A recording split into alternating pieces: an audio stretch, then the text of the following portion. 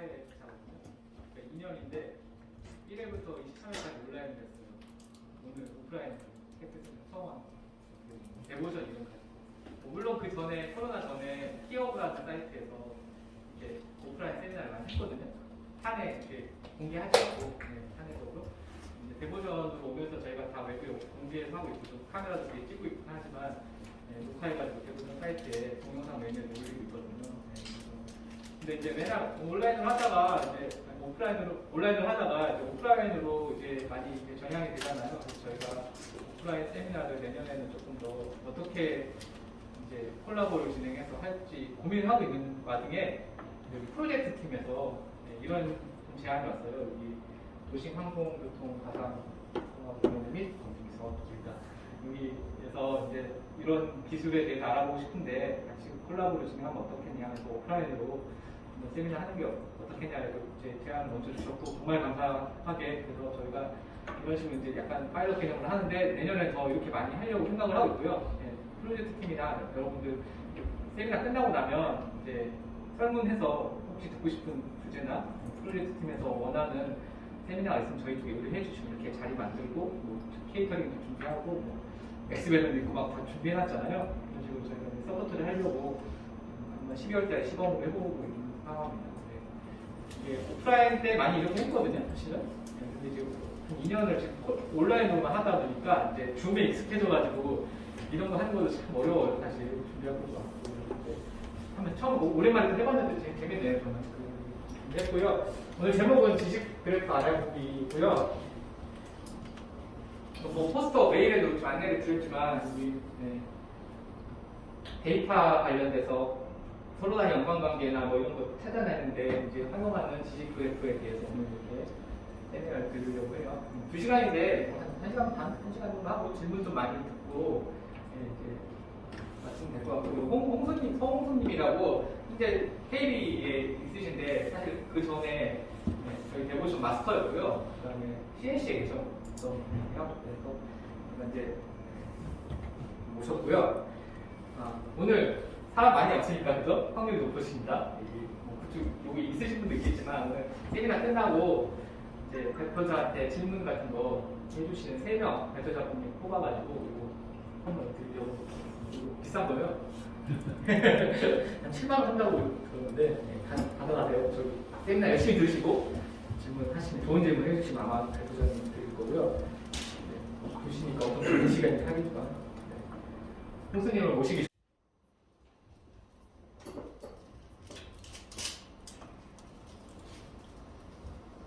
네, 안녕하세요. 국민은행 KB증권 서훈수입니다. 분들도 있는데 발표 말을 잘 하지 못하는 엔지니어의 축에 속하긴 합니다. 그러나 오늘 최선을 다해서 이런 말씀을 드려보도록 하겠습니다. 오늘 제가 준비한 건 지식 그래프인데요. 아까 서두에도 말씀하신 것처럼 지식 그래프가 무엇인가에 대해서 좀 간단하게 말씀을 드리려고 해요. 혹시 이쪽 분야에 혹시 종사하고 계시는 분 계시나요? 온톨로지, 지식 그래프, 다행히도 아무도 안 계시는 것 같습니다. 왜냐하면 오늘 좀 수준을 되게 낮춰서 말씀을 드리려고 했거든요. 기술적인 내용은 제가 아무리 설명을 많이 좀 해봤는데 많이 해보니까 모르시는 분들은 처음 듣고 그냥 포기하시는 분들이 좀 많이 하셨던 경험이 있어가지고 오늘 좀 개념적인 내용을 가지고 좀 말씀을 드리려고 하고요. 그래서 1부는 지식 그래프가 뭐냐 간단하게 좀 말씀을 드릴 거고 2부는 지식 그래프를 통해서 어떻게 정보를 교환할 수 있을까에 대한 의문을 가지고 예시로 좀 말씀을 드리려고 합니다. 네. 중간중간 궁금하신 거 있으면 질문하셔도 될 것 같고요. 그래서 첫 번째는 지식 그래프에 대해서 좀 말씀을 드리려고 해요. 자, 혹시 점심 뭐 드셨나요? 생선가스. 네, 생선가스 드신 분도 계시고 만약에 친구랑 둘이 점심날 저녁이 되어서 길을 가다가 우리가 뭐 먹을까 이렇게 얘기 많이 하잖아요. 그죠? 그때 딱 정해진 선택지가 있나요? 없을 겁니다. 뭘 선택하든지 간에 그게 다 아마 선택지가 될 거고 그게 틀렸다고 말할 수는 없을 것 같습니다. 제 개인적인 생각이고요. 근데 이와 비슷하게 우리가 정보 교환을 이제 해야 되는데 이 정보 교환을 어떻게 효과적으로 할 수 있을까에 대한 질문에 우리가 과연 정답, 나에게 딱 맞는 해답, 정답을 찾을 수 있을까? 하는 고민을 해보면 정답이라는 게 과연 있겠나? 각 문제마다 상황마다 풀어갈 수 있는 여러 가지 해법들이 있을 텐데 그 중에 하나의 해법들을 찾아서 적용을 하면 우리는 문제를 풀어나갈 수 있지 않을까라는 고민이 있고요. 그래서 제가 지금 말씀드리고자 하는 부분은 제가 말씀드린 게 정답은 아닐 수 있어요. 그냥 일종의 하나의 해답이죠. 해답은 여러 가지가 있을 수 있으니까 그 점을 좀 감안해서 들으셨으면 좋겠고 그러면 이제 우리가 직면한 문제가 무엇이냐에 대해서 좀 고민을 하고 잠깐 고민을 하고 좀 넘어가야지 이해가 될 것 같습니다. 우리가 고민하고 있는 문제가 좀 UAM도 마찬가지인 것 같은데 어떻게 데이터를 잘 교환하고 정보를 교환하고 내가 말하는 게 저쪽이 잘 받아들일 수 있는지 저쪽이 말하는 말을 내가 어떻게 잘 그 의미를 깨뜨리지 않고 잘 받아들일 수 있는지 그런 문제들을 풀려고 하고 있는 것 같아요. 그래서 우리는 데이터를 잘 활용할 수 있도록 어떻게 하면 잘 활용할 수 있는지 끊임없이 고민을 하고 있는데 그 고민을 풀기 위해서는 중요한 게 저는 두 가지라고 생각을 하거든요. 그래서 그 중에 하나가 이제 데이터를 잘 찾을 수 있어야 된다. 내가 어떤 문제를 해결하기 위한 데이터를 잘 찾아야지만 우선 실마리가 풀린다라고 생각을 하고 근데 그 데이터를 잘 찾았는데 나에게 맞지 않는 데이터를 찾으면 그건 소용이 없는 거죠. 그래서 나에게 맞는 데이터를 찾아야 된다.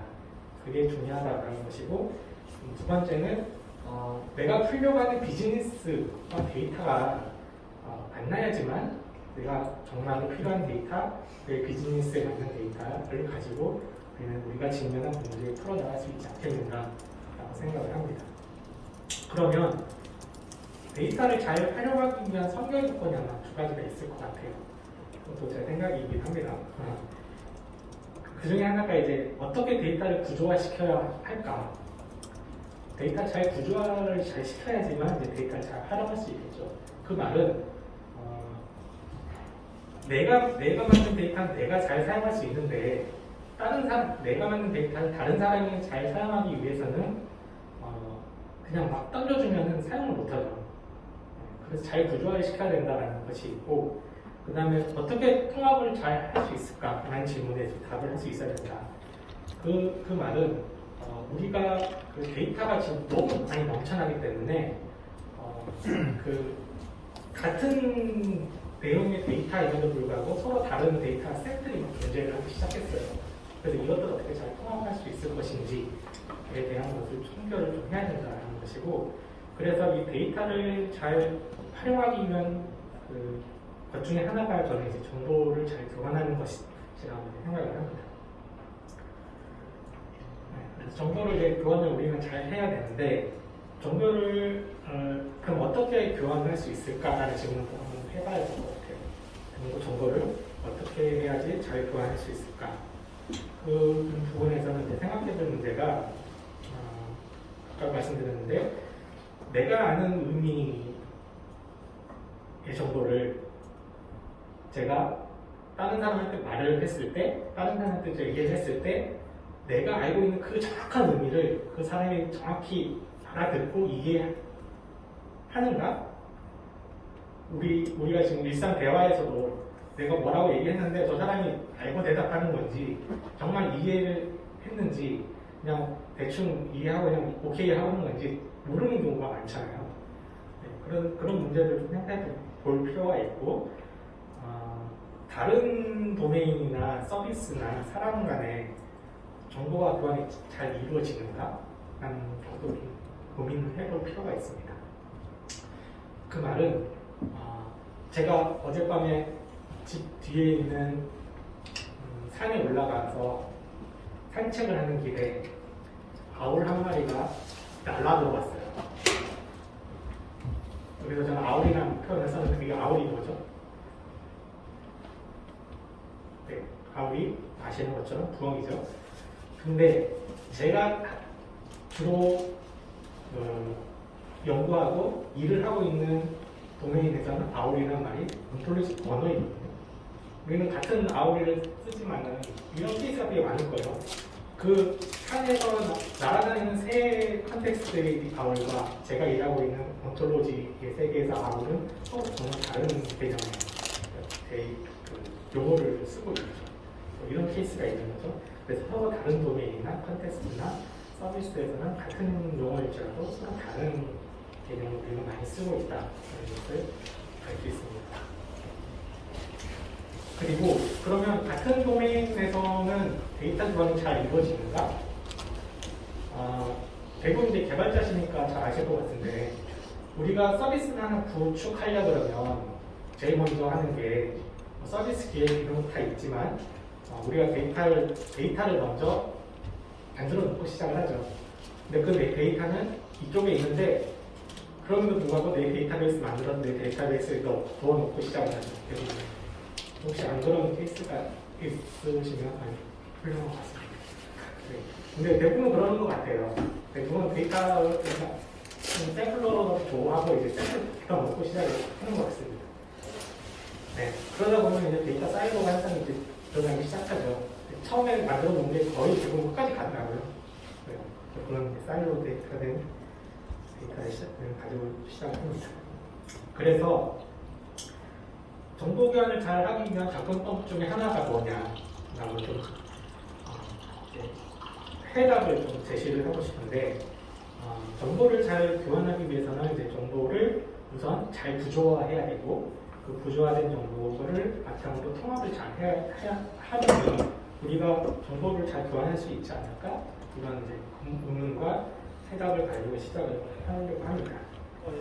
그래서 그 데이터에 접근하는 방식에 대한 변화를 좀 우리는 줘야 되는데 그러니까 저 목적은 정보를 잘 교환하기 위해서 우리는 데이터에 접근하는 방식을 어떻게 변화를 줄 것이냐라고 하면은 데이터를 자산 그 자체로 바라보는 접근법을 가지고 접근을 하게 되면은 우리는 정보를 좀 더 잘 교환할 수 있지 않을까라는 의문을 해소할 수 있을 거라고 생각을 합니다.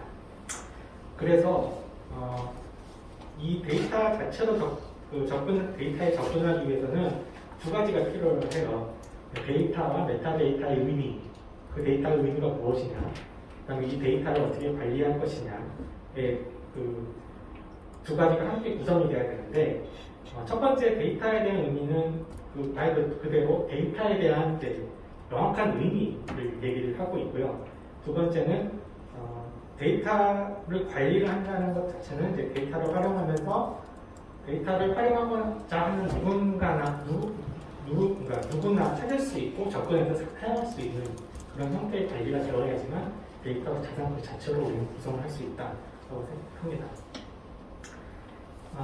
근데 이 데이터 그 자산 그 자체로 구성을 하기 위해서는 어떻게 하면 될까? 라고 생각하면은 이제 우리는 지식 그래프라는 기술을 써가지고 데이터를 구축해서 데이터를 의미 있는 방식으로 통합을 하면은 우리가 하고자 하는 목적에 맞는 것을 좀 찾을 수 있겠다라고 생각을 합니다. 네. 혹시 지식 그래프는 들어보셨으니까 이 자리에 오셨겠죠? 네. 그럴 거라고 생각을 하고 지식 그래프라고 하면 크게 이제 시장에서 혹은 이제 학문적으로 얘기를 하면은 지식 그래프는 어떤 결과물을 이야기할 때도 있고 아니면은 이제 기술을 이야기할 때도 있는 것 같아요. 말로 지식 그래프를 구축한다라는 건 이제 결과물을 만들어낸다는 것이고 지식 그래프를 써가지고 뭐 하겠다는 그 기술을 이용하겠다라는 것으로 생각을 하는데 오늘 제가 좀 말씀드리는 거는 기술적인 부분 좀 더 무게를 실어서 말씀을 드리려고 합니다. 네, 자, 그래서 제가 처음에 생각해봐야 될 거에 대한 문제에 대한 것은 저는 이제 지식 그래프라는 걸 써서 풀어 나가보자고 하는데 그러면 지식 그래프라는 게 뭔지를 우리가 좀 알아야 되잖아요. 그걸 이제 설명을 하려고 합니다.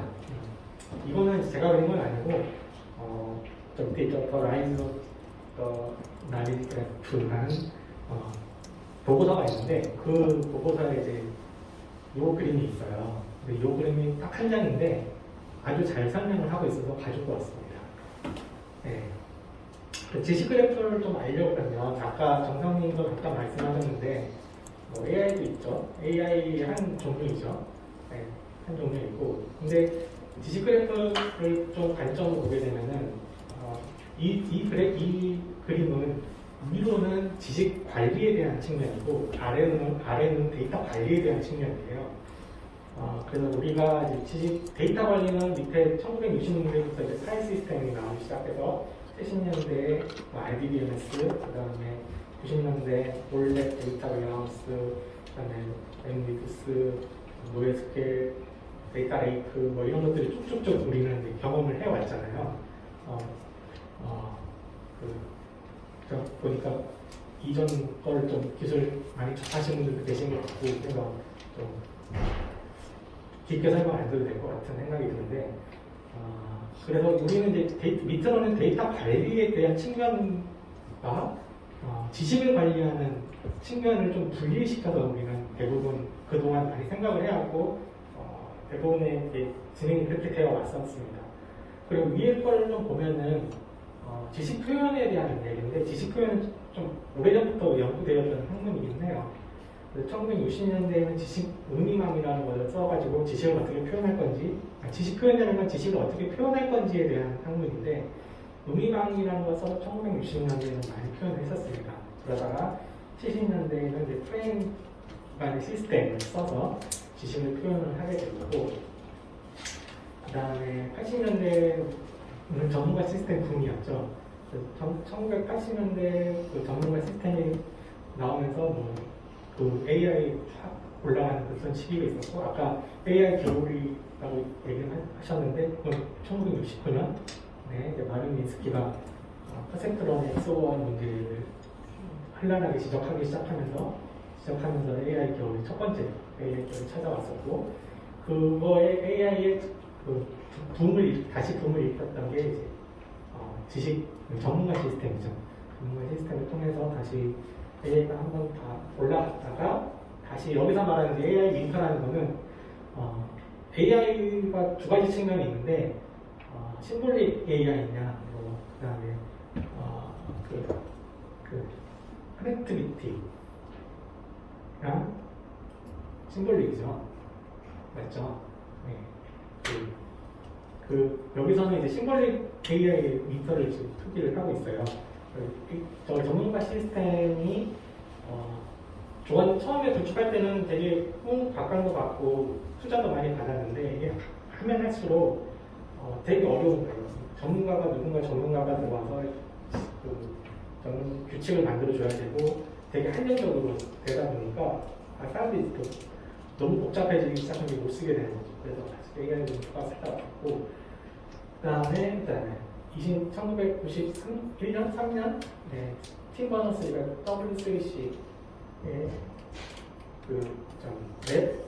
웹을 주창하면서 저게 가장 큰 변화를 줬다고 저는 생각합니다. 웹이 나오기 시작하면서 많은 것들이 변하게 되었고 그러다가 시멘틱 웹, 중간에 빠져 있는데 링크드 데이터, 링크드 오픈 데이터, 그 다음에 날리지 그래프까지 이어져 오는 지식관리 표현의 기본을 좀 가지고 있습니다.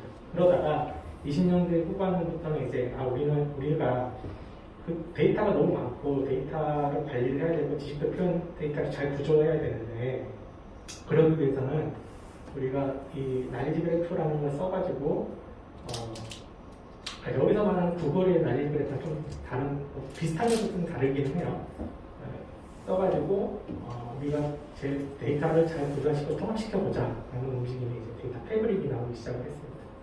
그래서 데이터 패브릭이 결국은 지식 그래프랑 지식 표현이랑 데이터 관리에 합쳐진 결과물로서 우리는 많이 얘기를 하고 있고요. 그래서 우리가 처한 상황에서 그러면 이제 결국 이제 데이터 패브릭이라는 것을 통해서 우리는 데이터를 구조하고 통합하고 정보를 잘 교환하고자 하는데 이게 필요한 이유가 아까 그 웹이 나오기 시작하면서 많은 변화를 줬다고 제가 말씀드린 것처럼 데이터가 이제 분산되어 있기 시작을 했죠. 기존에는 내 데이터베이스, 내 파일, 내가 가지고 있는 데이터 웨어하우스 이런 데 다 모아져 있다가 데이터가 어느 순간 다 웹에 다 분산되어서 존재하기 시작했고 그것들을 우리는 사용하기 시작하게 되면서 분산된 데이터 환경이 처하게 되었습니다. 그리고 그 기존에 이제 데이터 웨어하우스나 데이터 레이크에 들어가 있는 RDBMS 같은 경우에는 그야말로 정말 훌륭한 시스템이기는 합니다. 하지만 우리가 대부분의 천합 문제들은 그 RDBMS에 들어간 테이블 형태의 데이터로만 존재하는 것이 아니라 그 데이터가 다른 데이터는 어떠한 연결관계, 어떠한 연관관계를 가지고 있다라는 것도 우리는 이제 중요하게 캐치를 해서 사용하기 시작을 했죠. 근데 그 말이 맞는 게 우리가 처한 대부분의 환경의 모든 문제들은 그 데이터 자체로만 가지고 풀 수 없는 문제들이 되게 많죠. 다른 데이터랑 연결이 되어서 연관관계를 가지고 있는 데이터들이 되게 많습니다. 그런 현상들도 그렇고 그러다 보니까 연결된 관계에 대해서 사람들이 생각해 보기 시작을 했다라는 것이 있고 그러다 보니까 연결이 되었는데 그 연결된 데이터가 정확한 의미가 그 의미가 뭔지를 알아야지만 데이터를 우리가 사용할 수 있잖아요. 그런 환경에 의해서 우리는 처해져 있기 때문에 데이터 태블이 필요하다라고 말씀을 드립니다. 자, 그래서 이제 그 데이터 패브릭을 잘 하기 위해서는 적합한 지원 도구가 있어야겠죠. 이 적합한 지원 도구가 뭐냐? 오늘 얘기하고자 하는 지식 그래프입니다. 네, 그래서 지식 그래프라는 게 뭐냐고 정의를 하게 되면은 한마디로 저는 이제 누군가 물어보면 딱 저렇게 두 문장으로 표현을 하거든요. 그래프 형태의 지식 베이스이다. 지식 그래프는 그래프 형태의 지식 베이스이고 지식을 표현하는 데이터로 그래프 형태를 가진다라고 좀 얘기를 합니다. 네, 지식 베이스라는 말은 뭐 다 아실 거고 지식을 표현한다라는 것은 이 말은 지식의 명시적인 표현을 뜻하는 것이고 그래프 형태라는 것은 그래프상의 데이터 이 말은 다시 실제 데이터의 그래프 표현을 뜻합니다. 그래서 다시 한번 말씀을 드리면 지식 그래프라는 것은 지식을 표현하는 데이터로 그래프 형태를 가지는 것이다 라고 말씀드립니다. 예, 그래서 이 그림을 이건 제가 그린 건데 그 지식 그래프는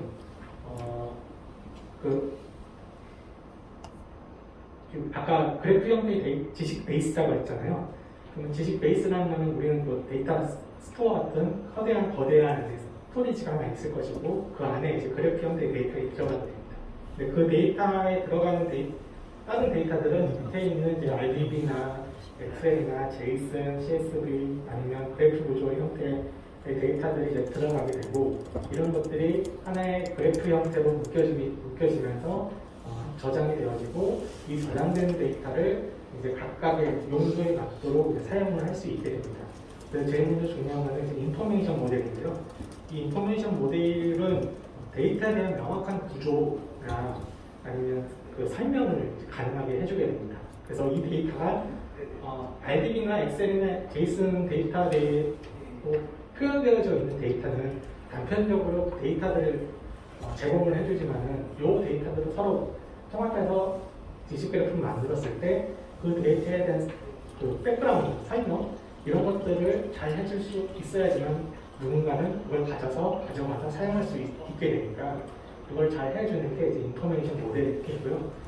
그리고 이제 그 왼쪽으로 가면 이제 데이터 대리적인 측면, 왼쪽으로 가면 활용적인 측면이긴 한데, 그다음에 그 두 번째 있는 액세스죠, 데이터 액세스. 접근해서 사용할 수 있는 데이터를 접근해서 사용을 하게 되는데, 근데 이때 중요한 거는 사람이나 기계가 같이 읽을 수 있고 처리를 할 수 있어야 된다는 것입니다.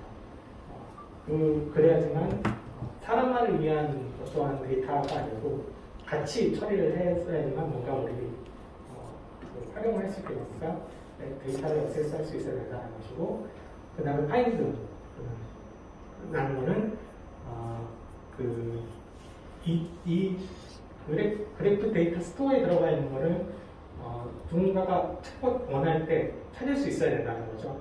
그래서 이 지식 그래프에는 URI 식별자, 고유 식별자라는 걸 사용하게 됩니다. 고유 식별자를 통해 가지고 원하는 데이터를 찾아갈 수 있다. 그리고 메타데이터가 좀 더 풍부해야지만 누군가의 데이터를 찾을 때 그 메타데이터를 통해 가지고 내가 원하는 데이터를 찾아갈 수 있다는 측면이 있습니다. 그리고 이제 오른쪽으로는 이제 네트워크 어널리시스 그래프 형태다 보니까 그래프 네트워크 분석을 이제 많이 활용을 하기도 하죠. 그래서 보니까 그래프 데이터베이스 사이언스, 그래프 데이터 사이언스 이런 용어도 새로 나왔죠. GDS라는 용어를 사용하고 있고, 그렇죠. 또 이제 데이터를 탐색할 수 있는 것들을 지원을 해줄 수가 있습니다. 그래서 밑으로는 데이터가 지식 그래프로 만들어지는 여러 가지 데이터들이고, 중간은 지식 베이스, 그다음에 그 위로는 이 지식 베이스를 가지고 활용할 수 있는 여러 가지 기능들 좀 나열했습니다. 네, 그러면 이제 이 지식 그래프의 구성 요소가 뭔지를 좀 알아봐야 될 것 같은데요. 네, 지식 그래프 구성 요소는 딱 두 가지입니다. 네, 아까 말씀드린 것처럼 지식의 명시적인 표현과 그래프상의 데이터.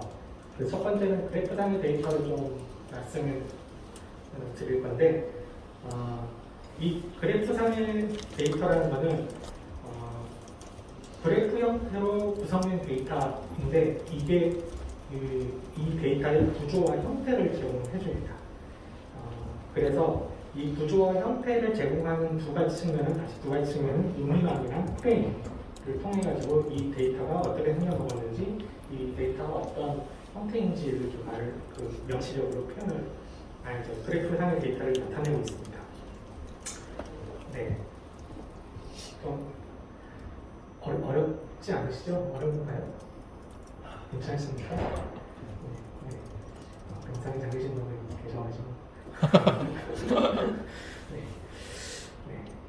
근데 제가 그래프라는 말도 쓰고 네트워크라는 말도 같이 쓰고 있는데, 혹시 그 차이를 좀 아시나요? 큰 차이는 없는데, 그래프라는 명칭은 수학 관련된 분야에서 많이 쓰는 명칭이고, 네트워크는 네트워크 분야는 수학이 아니라 네트워크 어디죠? 갑자기 이름 생각이 안 나요. 네, 제가 갑자기 이름 생각이 안 나는데, 거의 같은 용어입니다. 그래서 수학 쪽에서는 네트워크보다는 그래프라는 용어를 많이 쓰고, 그래서 그 꼭지점, 가장자리 이런 용어를 쓰죠. 우리 수학 시간에 중학교 수학 시간에 꼭지점과 가장자리 표현 찍고 막 그렸던 것처럼 그런 거 많이 쓰고 있고, 네트워크 쪽에서는 링크, 노드 이런 용어를 많이 쓰고 있습니다. 네, 그래서 이 두 가지 구조와 형태를 나타내는 두 가지 유니망과 프레임을 말씀을 드렸는데, 첫 번째 유니망이 뭔지를 좀 봐야 될 것 같아요. 유니망이라는 것은 이 특정 객체나 개념을 나타내는 노드, 이 파란색 원이 있죠. 이 파란색 원이 노드라고 했는데, 노드 간의 관계를 보여주는 링크, 이거죠. 얘네들이 파란색이 노드, 이게 또 노드, 그다음에 이 링크, 이렇게 노드와 링크로 구성되어져 있는 지식 표현 체계를 우리는 유니망이라고 합니다.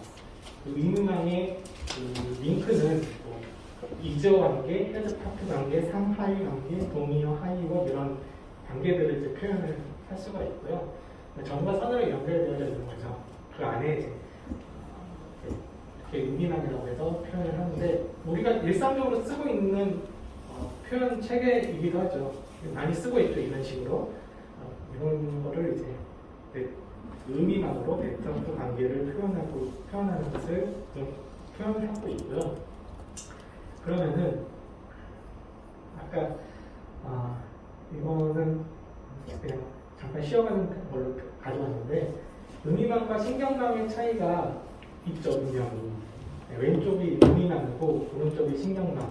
요즘 AI를 하고 있는 사람들은 오른쪽이 더 쉽게 접하게 되죠. 네, 오른쪽을 더 많이 봤을 것이고, 네, 그래서 음이망과 신경망 유사한 것 같지만은 네, 서로 좀 다른 면이 있고, 왼쪽으로는 이제 심블릿 리프레젠테이션이 되어 있고, 얘는 디스트리뷰티드 리프레젠테이션이 되어 있죠. 이런 차이가 좀 있습니다.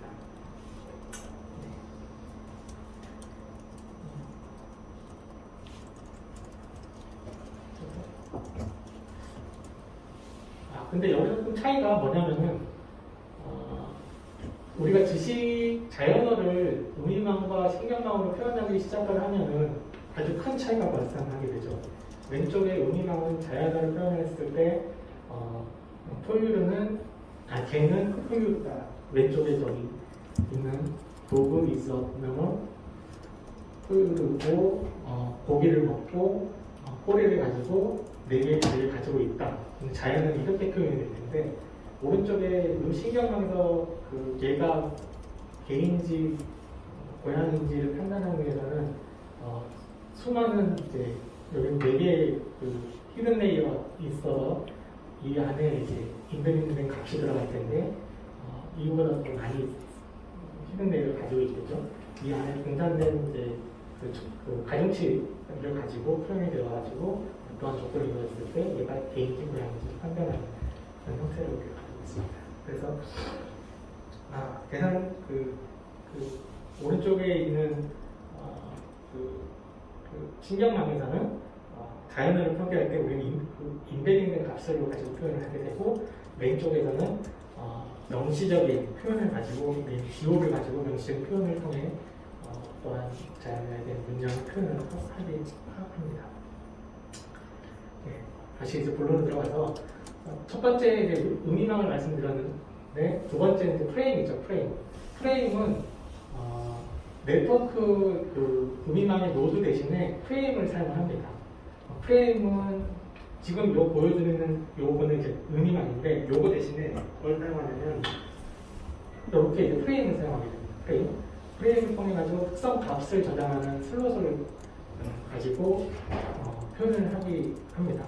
그래서 왼쪽에 파란색에 이제 비클이나 바이시클, 카 이런 3가지가 있는데, 바이시클이나 카는 비클의 하위 속성, 하위 개념이죠. 하위 개념이고, 이때 비클의 바퀴라는 슬롯을 만들어서 제공했을 때 얘를 하위로 가지는 바이시클이나 카는 상위에 있는 비클의 바퀴라는 슬롯을 상속받아서 동일하게 쓸 수 있습니다. 이런 형태를 가지고 있고, 혹은 오른쪽에 이제 컴퍼니라는 녹색으로 되어 있는 프레임과 어떠한 연결 관계, 제조사라는 연결 관계를 가지고 있는데, 얘는 이렇게 이제 표현을 할 수가 있습니다. 그래서 이런 형태를 가지고 우리는 지식을 많이 표현을 하고 있습니다.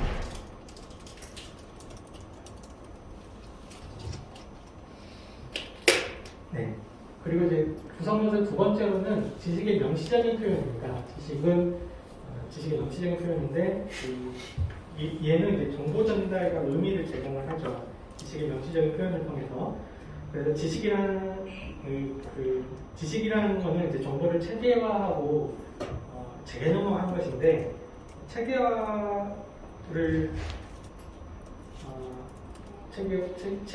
하면 용어간의 목록을 만든다는 거죠. 그 목록의 어떠한 용어의 의미나 어떠한 정의를 집합으로 해서 목록을 만드는 것을 말하고, 영어간의 체계를 이렇게 만들어 나갑니다. 그 개념화하는 거는 사물의 다양한 종류 사물이나 사물 간의 관계를 표현을 하는데, 개념적으로 표현을 한다는 것을 의미합니다. 그래서 사물의 유형이나 관계를 잘 표현하는 것 중에 하나가 이제 온토로지라는 것이 있거든요. 온토로지를 사용해서 우리는 지식 표현 체계를 가지고 간다라고 말씀을 드립니다. 그래서 이 적점으로 이제 그래프상의 데이터와 지식의 명시적인 표현의 적점으로 온톨로지라는 존재를 하게 되고, 이제 그 지식 그래프에서 이제 온톨로지를 통해서 지식 그래프를 만들어 나가는 형태를 가지고 있습니다.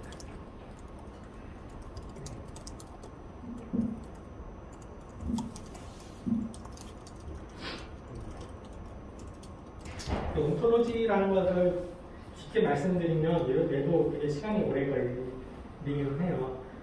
이 온톨로지라는 것도 되게 오래된 학문이고 되게 히스토리가 많죠. 많고 근데 그냥 간단하게 좀 말씀을 드리면은 제 생각에는 이제 W3C에서 시멘틱 웹을 기점으로 많은 것을 변화를 줬다고 생각해요.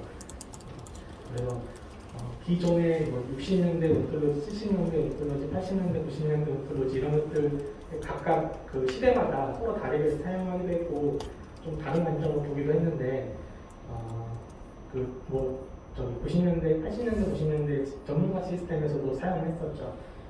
얘는 이제 시스템 한 구성 요소로 지칭하는 용어로 온톨로지를 사용을 했었고 시멘틱 웹을 기점으로 그 온톨로지의 사용도 얘는 표현력과 형식성을 가지고 있는데 표현력을 높일 거냐 낮출 거냐 라는 문제도 있거든요. 근데 시멘틱 웹을 통해서 표현력을 낮추고 데이터를 공유하고 연결하는 그런 형식성을 갖춘 언어로 이제 많이 이제 사용을 하고 있는 형태인 것 같습니다.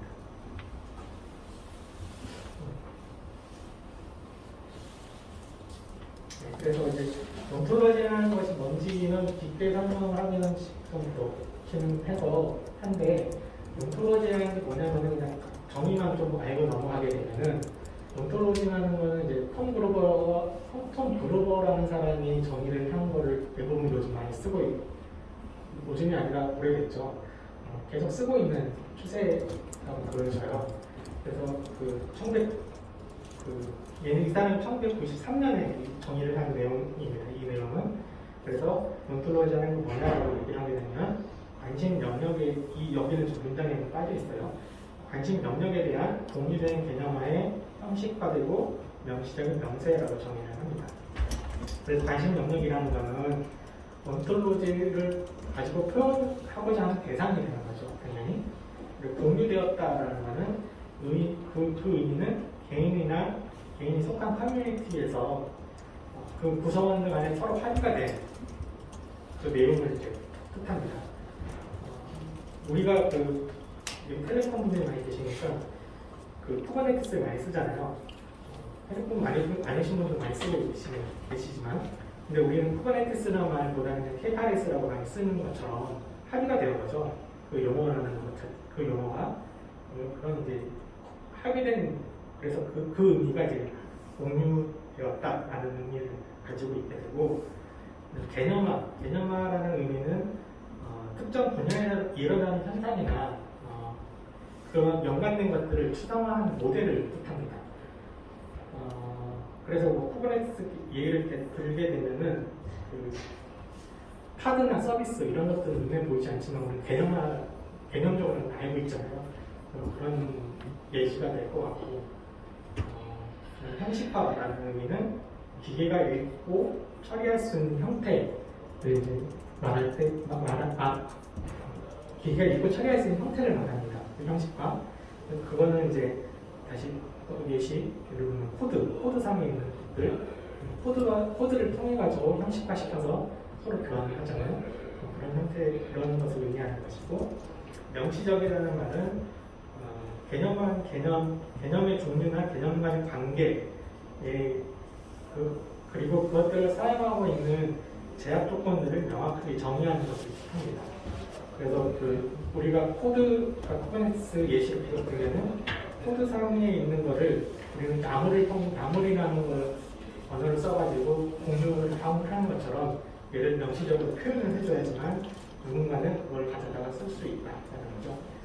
온톨로지는 마찬가지고 관심 영역에 대한 공유된 개념화의 형식적이고 명시적인 명세라고 정의를 하고 있습니다. 네, 그래서 지식 그래프를 구성하는 기술이 뭐가 있느냐라고 이제 좀 알아보면은 대부분의 기술이나 표준은 시멘틱 웹을 통해서 만들어진 기술과 표준을 활용을 하고 있습니다. 시멘틱 웹이 되게 오래전에 나왔잖아요. 근데 그 시멘틱 웹이 성공했느냐 실패했느냐 뭐 궁금하지만 분명한 거는 시멘틱 웹을 통해서 만들어진 표준이나 기술은 아직까지 우리 사용하고 있다는 거죠. 대표적으로 지금 지식 그래프에서 사용하고 있는 표준이나 기술은 밑에 나와 있는 것처럼 URI, 고유 식별자를 우리는 가져야 되니까 URI를 쓰고 있고, 그럼 RDF, 얘는 RDF는 지식을 기술하는 프레임워크죠. 그 다음에 스코스, 지식 범위 관리를 하기 위한 스코스, 그 다음에 스파클, 정성용 나사 모형에서 스파클이 나왔었는데, 지식 지리 언어죠, 지리 언어. 이거를 크게 더 있지만은 크게 이렇게 네 가지 정도로 가지고 지식 그래프를 구성할 수가 있습니다. 이거에 대한 좀 자세한 설명을 스킵을 하도록 하겠습니다. 네. 그래서 지식 그래프를 구축하는 과정은 이렇습니다. 왼쪽에 이제 레거시 데이터들이 있고요. 제 왼쪽에 제일 먼저 이제 지식 그래프를 구축하기 위해서 모델러 하는 사람이 데이터들을 분석을 당연히 해야겠죠. 분석을 해서 모델링을 통해서 어떤 모델을 만들어줍니다. 이렇게 이 사람이 이 데이터들을 분석을 해서 모델링을 해서 이 모델을 만들어냈고요. 모델을 만들어낸 걸 바탕으로 엔지니어가 이 모델을 창조를 해서 그리고 이 데이터들을 조회를 해가지고 변형 규칙이라는 걸 만들어내요. 그때 이제 이 엔지니어나 모델러라는 사람이 활용하는 도구는 모델링 도구라는 게 있습니다. 그러면 탑프레드 컴포저라는 걸 적어놨는데 이 외에도 다른 도구들이 있죠. 이 도구를 써가지고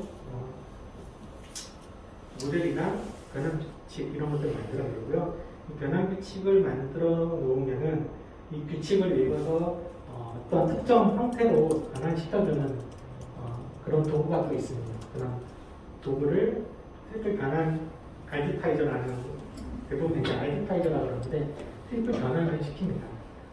특정한 형태로 변환시키는 거예요. 왼쪽에 있는 이 레거시 데이터들을 어떤 형태로 변환시키고 이 변환된 결과가 이제 하나의 또 결과물로 떨어지게 되죠. 이 결과물로 만들어진 것을 이 모델이랑 인스턴스를 트리플 저장소에 넣게 되면은 이제 하나의 거대한 저장소에 요 왼쪽에 있는 데이터들이 오른쪽으로 이쪽 변환이 되죠. 좀 다른 형태의 데이터의 형태를 가지고 저장이 되어서 이제 활용을 하게 됩니다. 되게 간단한 구조이긴 한데 실제로도 간단합니다. 제 입장에서는 간단하긴 한데 데이터 형태가 좀 다르다 보니까 좀 어려워하시는 분들도 계시고 그렇습니다만 대부분의 지식 그래프 구축 과정은 이렇게 됩니다. 그래서 이걸 이렇게 구축을 하게 되면 어디다 쓰느냐 이렇게 질문을 궁금하실 수도 있는데 대표적인 사례가 하나 들고 왔어요. 이거는 이제 미 의회 도서관에서 사용하고 있는 사례이기는 합니다. 오래전에 이제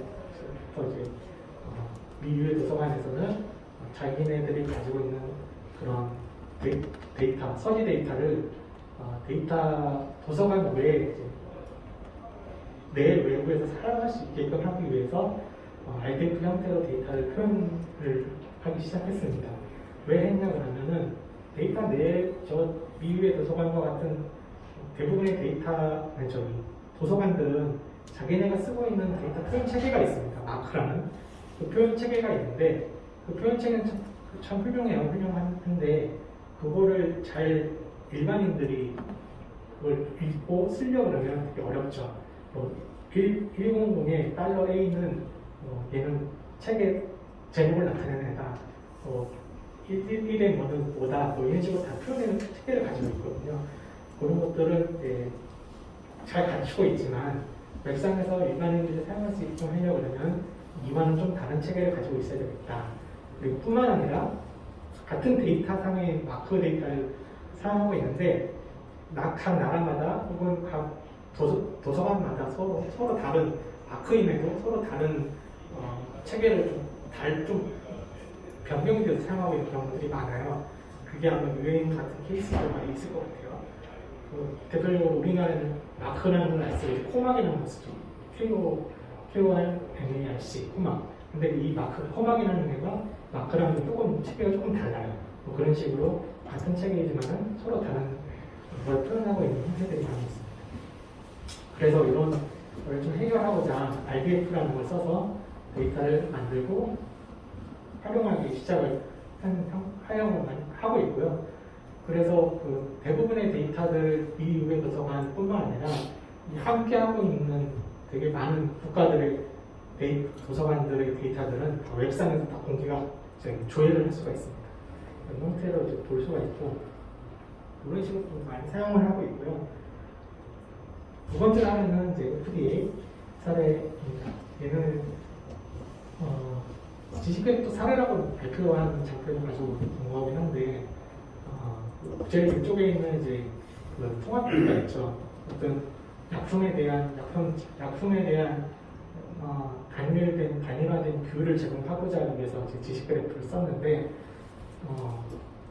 실제 그 오렌지북이나 FDA 그 이상 반응 보고 시스템이나 뭐 데일리메드 뭐 이런 데서 같은 약품들에 대한 정보들을 많이 가지고 있습니다. 근데 이 같은 약품에 대한 정보들을 하나의 그 단일화된 뷰로 보기 위해서 지식 그래프를 활용했다라는 것이고 오른쪽에 있는 사례처럼 오렌지북에 있는 제품과 드러그, FDA 드러그 프로덕트 여기 있는 제품 그 정보랑 데일리 메디에 있는 정보랑 서로 이제 밑에 있는 것처럼 지식그래프 형태로 데이터를 뷰화시키고 통합시켜가지고 같은 정보를 단일한 뷰로 보는 그런 사례를 가지고 있습니다.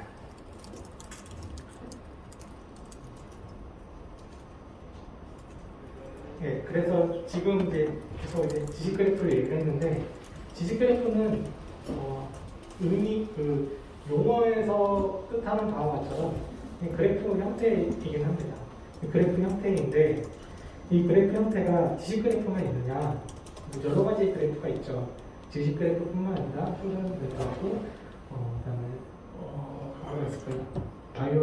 바이오로지컬, 사이테이션, 3D, EST 이런 여러 가지 그래프들이 많이 있죠. 사실 우리 주변에도 되게 많이 있습니다. 오늘 저는 저희 여의도에서 보려고 지하철을 타고 왔는데 지하철 노선도 그래프죠. 네. 또 뭐가 있을까요? 우리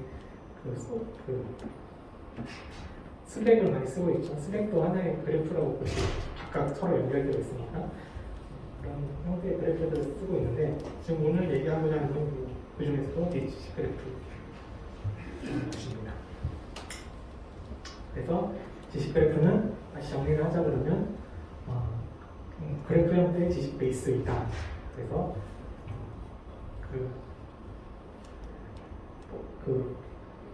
되게 간단하게 좀 정의를 하고 넘어가면 좋지 않을까라고 생각을 했습니다. 네. 그래서 지식 그래프가 뭔지 좀 말씀을 드렸는데 혹시 궁금하신 사람 있으신가요? 네. 선생님. 이름이 갑자기 궁금해졌는데요.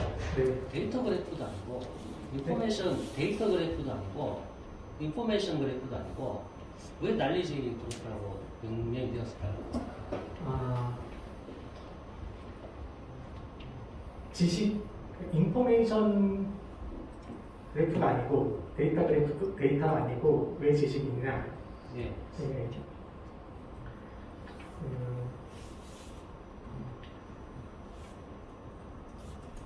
뭐가 있을까요?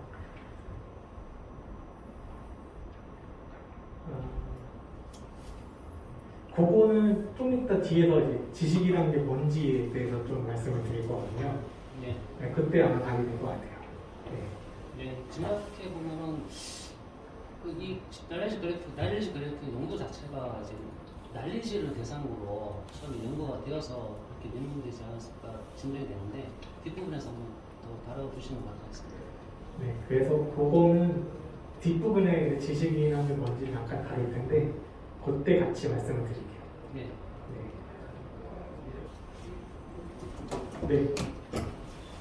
네, 지식 그래프로 표현할 수 있는 지식들은 일단 어떤 구조적으로 정리가 되거나 아니면 상세하게 이렇게 정리가 되어 있는 것들로 할 수 있을 것 같은데 그걸 혹시 지식 그래프로 하지 못하는 어떤 한계나 이런 것들이 따로 있을까요? 지식 그래프 한계라고 얘기를 이제 좀 깊게 들어가면은 온톨로지를 표현하는 거에 대한 한계를 좀 드러내야 되긴 해요.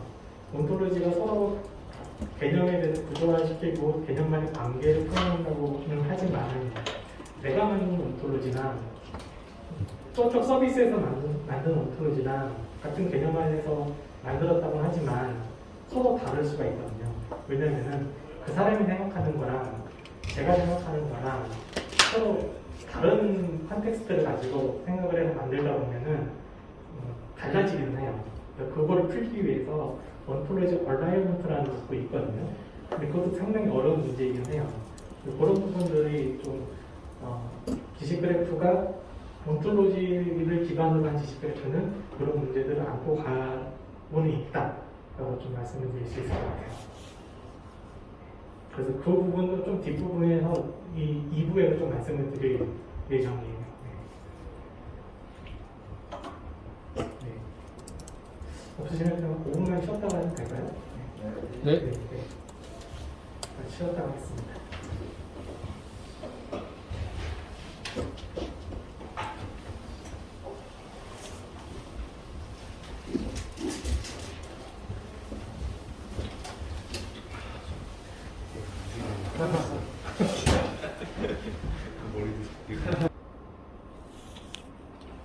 중간에 쉬니까 막 나가는 사람 있네. 시작하시죠. 네. 예, 예. 사람이 죽었어. 네. 재미가 없으십니다. 네. 제가 분명히 말씀드렸습니다. 저는 말을 잘하는 얘기를 하기 때문에. 네. 두 번째 세션으로 지식 그래프와 정보 교환에 대해서 좀 말씀을 드릴 건데요. 되게 가볍게 들으셔도 될 것 같아요. 이거는 그 앞보다 좀 더 심플하게 이제 말씀을 드릴 내용인데 커피도 한잔 하시면서 과자가 많이 나올 것 같으니까 그냥 그 카페에서 차 한잔 마시면서 그냥 얘기를 듣는 것처럼 좀 들으셨으면 좋을 것 같습니다.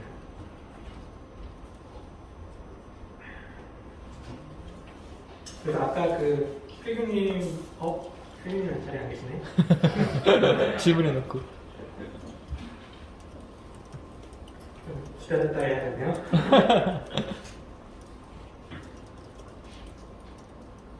네, 저는 좀 말씀드리면 지식이라는 것은 아까 왜 지식들의 데이터도 아니고 인포메이션 아니고 지식이라고 했느냐 라고 말씀을 하셨는데 지식이라는 거는 정보를 보다 체계화하고 개념화한 것이라고 정의를 하거든요. 그래서 정보를 체계화하고 개념화한 거죠. 그리고 근데 갑자기 이름 생각이 안 나는데 우리가 정보 IT 개론 같은 거 보면 들었을 때 정보의 5단계 구조인가요? 4단계 구조인가? 있잖아요. 데이터가 정제를 해서 강화하면 인포메이션이 되고 인포메이션이 지식이 되고 지식에서 지혜가 나온다. 4단계가 맞죠? 아닌가? 아무튼 그런 이야기도 있는데 지식이라는 건 데이터의 여기서 말하는 지식이라는 거는 데이터의 중요성, 어떤 데이터가 중요한지, 그 다음에 어떤 데이터가 어떻게 연관되어 있는지 이와 같은 데서 배경 정보를 제공해 주기 때문에 지식이라고 하고요. 그리고 그 말은 이제 배경 정보라는 말 자체가 이 데이터는 말씀드린 것 다시 보셨으니까 다시 말씀을 드리면 질문 대답한대요. 이거 필름이 아까 질문하시는 거에 대한 첫 장에 나와서 지식이라는 거는 이제 그 어떤 데이터가 뭐가 중요한지, 그 다음에 그 데이터가 어떤 거랑 어떻게 관련되어 있는지 배경 정보를 표현하기 때문에 지식이라고 하거든요. 그래서 그 지식에 대한 거를 그러다 보니까 지식 그래프화해서 날리지라고 쓰는 것 같고요. 그리고 그래서 지식이라는 걸 한마디로 정의하면 이렇게 지금 여기서는 쓰고 있어요. 정보를 체계화하고 개념화한 것이다. 그래서 단순히 인포메이션이 아니고 데이터가 아니고 지식이다 라는 것을 좀 말씀을 드리고, 그리고 그 명시적인 표현을 통해서, 그러니까 지식이라는 건 체계화하고 개념화한 것이라고 말씀드렸는데, 이 체계화하고 개념화한 것이 결국은 메타데이터잖아요. 메타데이터, 데이터에 대한 정보를 제공하고 있는 메타데이터. 그 메타데이터를 이제 표현을 해야 됩니다. 표현을 하는데, 이 메타데이터 자체가 하나의 또 데이터가 되거든요. 이 데이터를 이 데이터를 가지고 이제 표현을 하는 게 이제 온톨로지 모델이 되는 거죠. 그 온톨로지 모델을 이제 우리는 이야기를 했었고, 근데 온톨로지를 이제 아까 그냥 패스를 했는데, 온톨로지에서도 이제 마크업을 써가지고, 마크업 랭귀지를 써가지고 온톨로지를 표현을 해요. 마크업을 써서. 그래서 우리는 대부분 지금 사용하고 있는 온톨로지는 구문 온톨로지가 아니라 마크업 언어로 쓰여진 온톨로지를 우리는 대부분 사용을 하고 있습니다. 그래서 지식 표현이 중요한 이유가 뭐가 있느냐? 지식이라는 거는 아까 말씀드린 것처럼 그 중요한 데이터가 뭐냐, 어떤 게 중요한 건지, 어떤 데이터가 어떻게 관련되어 있는지를 제공해 준다고 했었는데, 그래서 지식 표현이 중요한 이유를 좀 말씀을 드리려고 해요. 지금 제가 가져온 거는 이제 내부의 데이터의 경우인데, 두 명의 사람이 있습니다. 두 사람이 있는데, 한 명은 시컬장이고 또 한 명은 분석신이에요. 네, 그 시컬장은 데이터베이스를 끝내주게 잘 다룬다는 건 SQL을 잘 다루는 거죠. 그래서 시컬장이라고 이름을 지었고, 한 명은 분석신이에요. 분석을 기깔나게 잘해가지고 뭔가 이 사람이 딱 분석한 걸 가지고 보고서를 보면은 뭔가 인사이트를 팍 얻어요. 그런 두 명의 사람이 있습니다. 혹시 왼쪽에 속하시는 분들 계시나요? 아니면 오른쪽에 속하시는 분들? 네, 중간지대에 계시는 네. 그런데 우리가 대부분 이제 왼쪽에 있는 사람들은 데이터 엔지니어라고 부르고 오른쪽은 데이터 사이언티스트라고 부르잖아요. 근데 이 사람들이 주로 하는 거는 서로 데이터 좀 줘, 그래 데이터 가져가, 이 일을 주로 하고 있잖아요. 오른쪽에 있는 사람이 분석신이 나 이 데이터 분석해야 되니까 데이터 좀 보내줘. 그러면 시컬장이 SQL을 막 제가 은행 가서 보니까 그 SQL은 짠 걸 보니까 기본 몇백 줄이더라고요. 어떻게 다 읽지 막 그런 생각을 했었는데, 하여튼 SQL을 써가지고 뭔가 이제 데이터를 뽑아가지고 보내주는데 데이터를 보내주죠. 이렇게. 그러면 이제 분석진은 이 받은 데이터를 가지고 자기가 뭔가 고민하고 뭔가 이제 노하우를 가지고 이런 것들 데이터를 이제 뽑아냅니다. 뽑아내서 이제 자기 결과물로 이제 그 보고서를 만들어내겠죠. 아니면 어떤 정보를 이제 캐치를 한다거나. 그런데 이 서로 주고받는 데이터 중에서도 이제 핵심 정보들이 있어요. 핵심 정보. 근데 그 핵심 정보는 누가 알고 있을까요? 네, 결과적으로 분석신의 노하우에 핵심 정보가 담겨 있죠. 그 사람은 시컬장은 모르죠. 어떤 데이터를 요청했는데 얘가 어디서 필요한지, 뭐 때문에 필요한지 모르고 그냥 데이터를 달라고 하면 그냥 주기만 하죠. 줬는데 실컷 몇 시간 고생해가지고 스케줄 짜가지고 줬는데 분석실은 딱 한마디 하죠. 이거 말고 다른 거 줘. 그러면 열받죠, 이제. 그런 일들이 되게 많은 것 같아요. 그래서 다시 만들어서 보내주고 이렇게 하다 보면 되는데, 문제는 중요한 데이터가 아니면 그 중요한 데이터가 뭔지를만 캐치를 해가지고 필요한 데이터 뽑아만 주면 되는데 이게 어렵다는 거죠. 그래서 이 분석실의 머리에 있는 무슨 분석실 노하우에 있는 그런 정보를 명시적으로 표현할 수 있다면 우리가 이 현상, 이 접근 여기서는 그런 문제들이 좀 완화가 되지 않을까라는 생각이고요. 근데 그 핵심 정보라는 거는 이제 뭐 데이터의 목록이 될 수도 있고 데이터의 단계도 될 수 있고 뭐 그렇겠죠. 그래서 그 데이터 자체로 사용 가능하고 그 데이터 가지고 있는 그런 지식 그 자체를 표현하면 좋지 않을까. 그래서 지식 표현이 중요하다라는 것을 말씀을 드리고, 두 번째 사례에서는 10번장에 그러면 이제 그 분석신과 다양한 경험을 통해 가지고 뭔가의 데이터를 잘 만들어내서 이제 보내주기 시작을 했어요.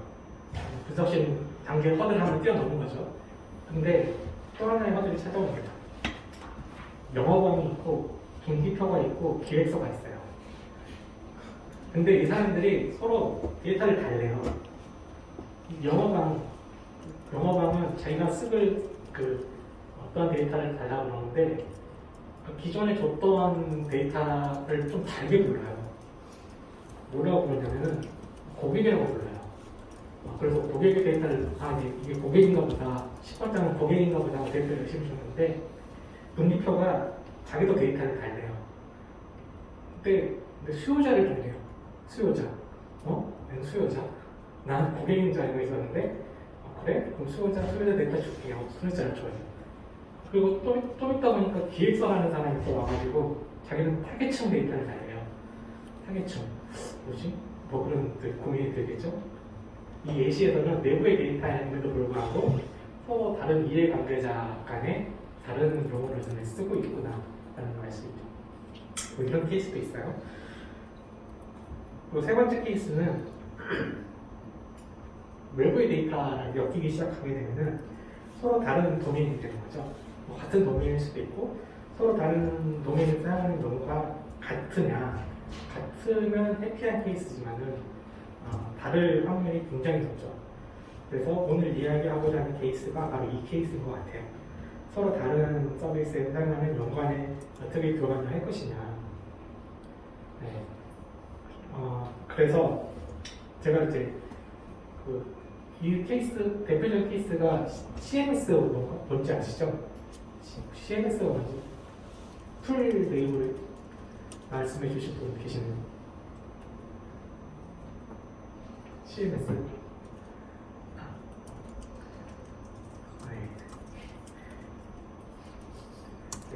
네, 안 계실 줄 알았습니다. 그래서 CMS는 저는 이제 제가 그동안 경험을 해왔던 도메인에서 CMS는 컨텐츠 매니지먼트 시스템의 약자였거든요. 근데 은행으로 가니까 CMS 얘기를 하는 거예요. 저는 당연히 그게 컨텐츠 매니지먼트 시스템인 줄 알았죠. 근데 한참 지나고 보니까 그게 아니에요. 뭐지? 물어봤어요. 얘는 캐시 매니지먼트 시스템이래요. 이게 다르구나. 내가 그동안 가지고 있던 용어랑 책이 완전히 다르구나. 결심 그랬던 경험이 있는데 이런 케이스인 거죠. 서로 다른 도메인이나 서로 다른 케이스 서비스에서 같은 용어를 쓰더라도 서로 다르게 이제 받아들여지는 서로 다른 의미를 가지고 있는 그런 케이스를 이제 흔하게 하게 됩니다. 그래서 어떤 남자가 있어요. 어떤 남자가 있는데 그 연령대는 뭔지 모르겠어요. 제가 설정을 했지만 연령대까지 설정을 하지 않아서 아무튼 남자가 있는데 이 남자가 쓰는 용어의 세계에 우리 좀 들어가 보려고 합니다. 이 남자가 쓰는 용어는 1052. 혹시 이 뜻이 뭔지 아시는 분 계시나요? 제가 계속 대답 안 하시는데 계속 물어봐서 좀 그렇죠. 네. 아무튼 그래도 좀 대답을 해주시면 좋을 것 같아요. 1052. 잘 모르시겠죠? 또 하나의 용어를 씁니다. 1126611. 이거 아시는 분 계시나요? 모르겠어요. 근데 저 1051을 쓰면서 저는 왜 기도님이 안 오셨대요? 아, 기도님이 딱 맞출 줄 알고 딱 써놨는데 기도님이 안 되셔가지고 1052 삐삐 세대는 혹시 아실 것 같은데 동의하는 게 기도님 예전대로 말씀을 안 해주셨어요. 1052 삐삐 세대 많이 아실 것 같은데 LOV잖아요. 러브 잘 모르시겠다는 표정. 예. 그리고 112611 얘는 딱 한 줄 보면 글자가 보일 겁니다.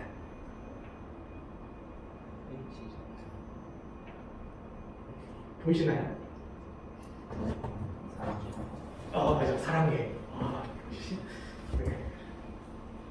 그리고 또 하나 용어를 씁니다. 많이 사랑한다. 네. 이런 용어들을 쓰고 있어요.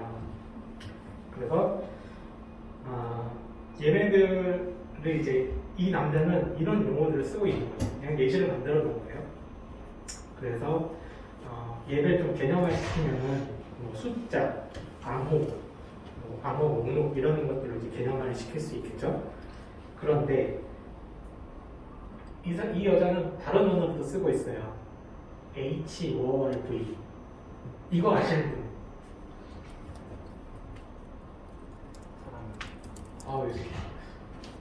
감사합니다. 왜 이게 사랑인지 아세요? 이걸 뒤집으면은 보이시죠?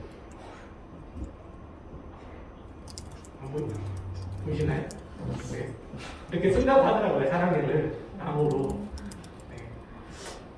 그래서 이 여자는 이런 용어를 가지고 자기가 어떤 것을 표현을 하고 있어요. 그래서 이 남자와 여자가 만남의 광장에 찾아옵니다. 그래서 그 예전에 너무 옛날 얘기라서 서로 1052, H5V 서로 말을 해요. 그런데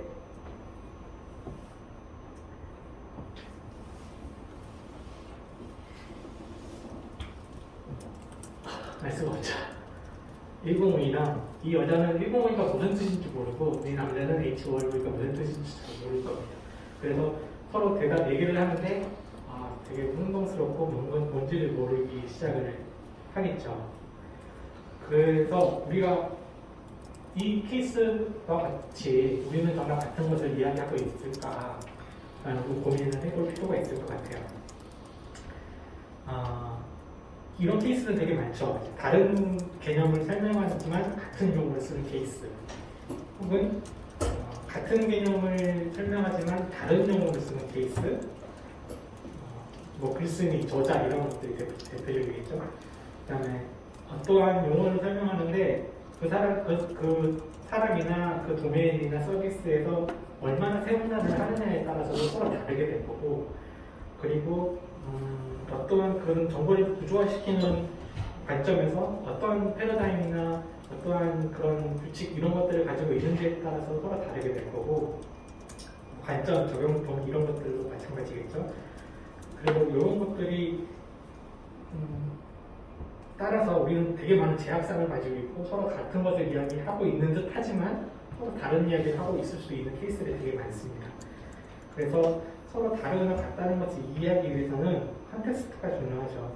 그 컨텍스트를 우리는 표현을 해야 되고 그 컨텍스트를 바탕으로 우리는 뭔가를 이제 정보를 잘 교환할 수 있을 거가 될 것 같아요. 그래서 이거로 다시 돌아오면은 데이터를 그러면은 1052, H5RV 이런 것들의 데이터를 하나의 데이터로 부를게요. 이것들을 제대로 이제 표현하려면 재사용이 가능하고 데이터가 이 용어에 대한 데이터가 가지고 있는 그 지식 자체를 표현하기 위해 해야 되는데 그거를 지금 표현해 나가보려고 생각을 합니다. 지금 나가볼 거예요. 이 시간에 간단히 심플하게 그냥 들어서 된다고 말씀드렸다면 이런 걸 지금 할 거거든요. 그래서 스코스라는 걸 써가지고 지식 표현, 스코스라는 건 지식 어휘 체계를 표현하기 위해 사용하고 있는데 이를 써서 같은 어휘 체계 안에 개념이나 개념들과 관계를 이제 표현을 해보도록 하겠습니다. 그래서 아까 시멘틱 웹 기술을 쓴다고 말씀드렸잖아요. JDT가 URI, RDF, 스포스, 스파크 이런 거 4개의 기술을 쓴다고 말씀드렸는데 그 기술들을 하나씩 써가지고 한번 이제 해보도록 하겠습니다. 제일 먼저 URI가 필요합니다. URI.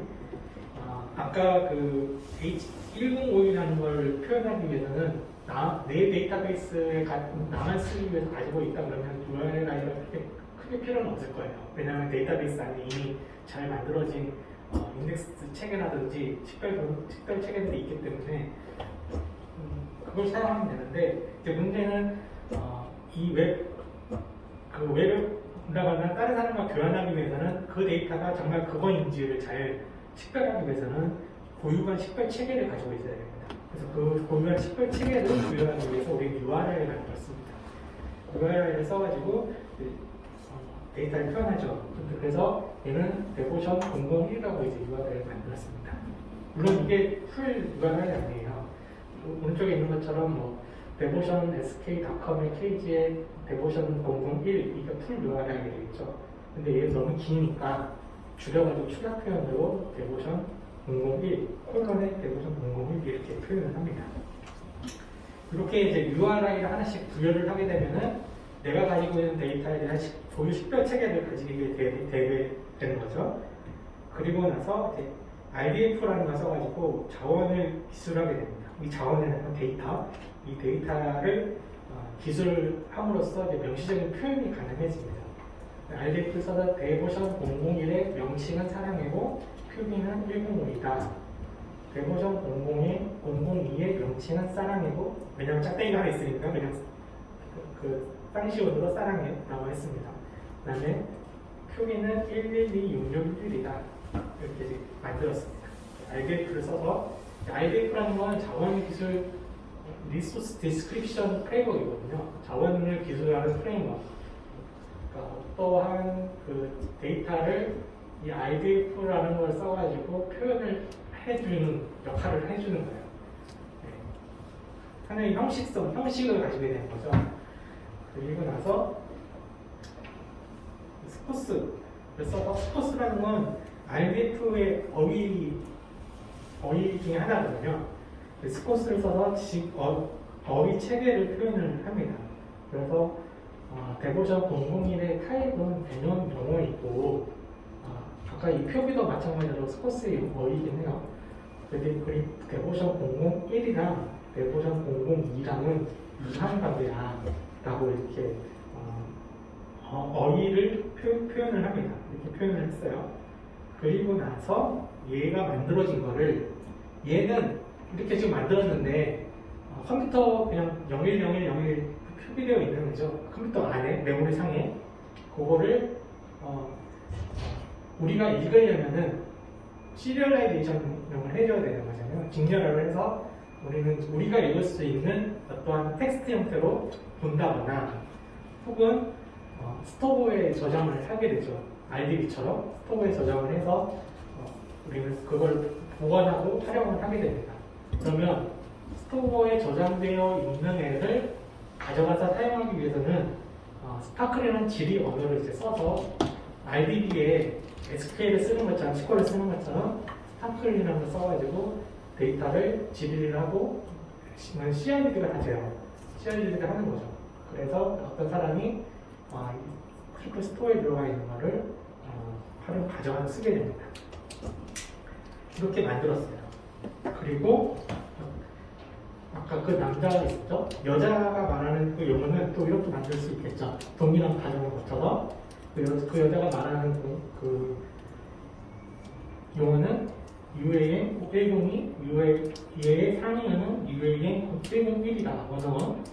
그리고 얘의 명칭은 정의는 마음 표현이고 명칭은 이거 아세요? 찾아보니까 이렇게 또 암호를 쓰더라고요. 키보드 자판을 위해서 재미로 넣어봤어요. 얘 A, B, C가 있는데 키보드 세 줄 있잖아요. 숫자 빼고 그 Q, A, G Q가 Q열이 A가 B 그다음에 G열이 C 세 개의 줄인데 그게 A, B, C라고 하고 그 다음에 왼쪽부터 1, 2, 3, 4, 5, 6, 7, 8, 9 이렇게 있는데 그 숫자를 떼가지고 B1이면은 B1이면은 뭐죠? 중간줄에 원이니까 미음, B8이면은 아 이렇게 또 암호 표현을 하더라고요. 재미로 가져왔습니다. 그래서 마음 표현을 명칭을 이렇게 쓴다고 하더라고요. 그 어떤 뮤지션이 자기 앨범에 썼다고 하더라고요. 네. 아무튼 이렇게 이제 이 여자도 쓰는 용어를 이렇게 만들었어요. 그러면은 UAM 102는 사랑해를 거꾸로 쓴 말이라고 정의를 하고 명칭은 HOV라고 정의를 했습니다. 그래서 이것도 마찬가지로 스토어에 담기겠죠. 그 남자가 만들어 놓은 데보션 002랑 UAM 102랑 유사한 관계라고 이제 정의를 시켜놨습니다. 자, 그러면은 다시 만나는 방향으로 보면 이 남자가 이 여자한테 105이라고 얘기하고 이 여자가 남자한테 HOV라고 얘기를 하게 되면은 우리는 이 두 명은 105이랑 1126611이랑 유사한 관계인데 저 사람이 쓰는 상대방이 쓰는 HOV는 내가 쓰고 있는 1126611이랑 같은 관계네 라고 인지를 하게 되는 거죠. 그래서 두 사람은 좋은 결실을 맺게 됩니다. 네, 해피스토리, 해피엔딩 스토리. 재미없으신가요? 그런데 이걸 지켜보던 두 명의 사람이 우리는 꼭 이런 걸 하죠. 뭔가 잘 된다 싶으면 벤치마킹을 하죠. 벤치마킹을 하기 시작합니다. 저 사람들이 쓰고 있는 용어나 체계를 벤치마킹을 해가지고 자기네가 만들기 시작해요. 다시.